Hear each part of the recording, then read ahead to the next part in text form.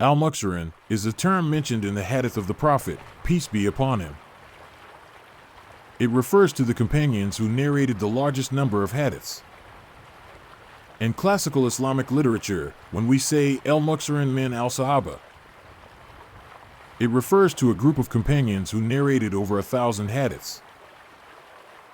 The most famous 7 are: Abu Huraira narrated about 5,374 hadiths.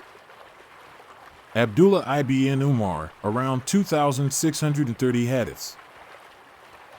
Anas ibn Malik about 2,286 hadiths.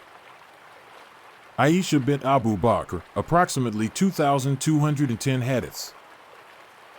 Abdullah ibn Abbas around 1,660 hadiths.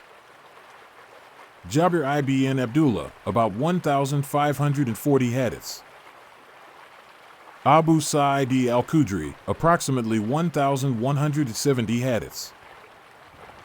They were called Al-Muksirun, those who narrated a lot, because thanks to their long lives, closeness to the Prophet, peace be upon him, free time, unlike companions occupied with fighting and work, and special care for knowledge and memorization, they were able to transmit such a huge number of hadiths.